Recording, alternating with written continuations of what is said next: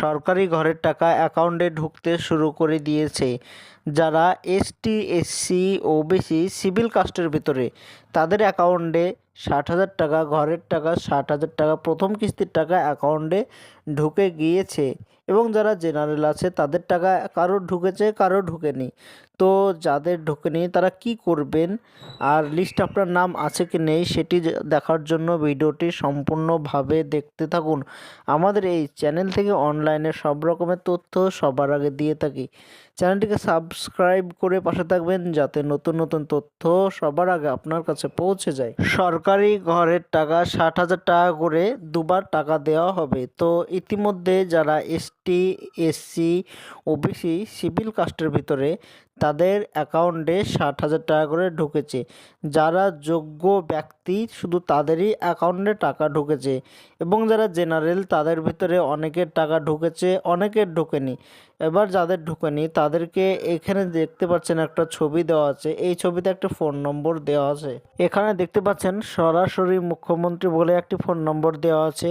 তো এই ফোন নম্বরে ফোন করে আপনার কেন টাকা ঢুকছে না সেই নম্বরে ফোন করে আপনি বিশদে জানতে পারেন।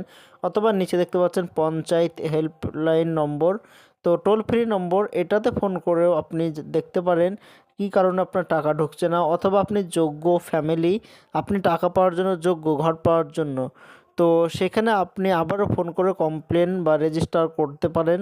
ঘর করার জন্য সরকারিভাবে 60,000 টাকা করে দুবার টাকা দেবে।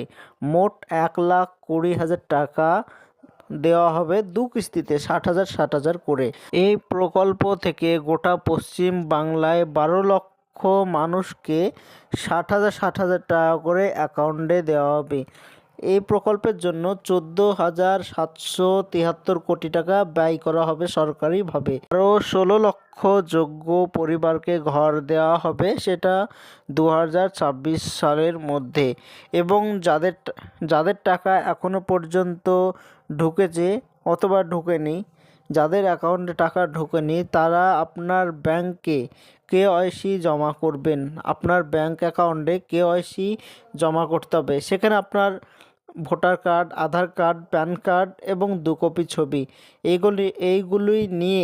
এইগুলি নিয়ে আপনার ব্যাংকে জমা দিয়ে আসতে হবে, দিয়ে কেওয়াইসি করতে হবে। তাহলে আপনার অ্যাকাউন্টে 60,000 টাকা করে ঢুকবে। এবং যারা এসটি, এসসি, ওবিসি আছেন তাদের অ্যাকাউন্টে 60,000 টাকা করে অ্যাকাউন্টে সরকারিভাবে দিয়ে দিয়েছে টাকা।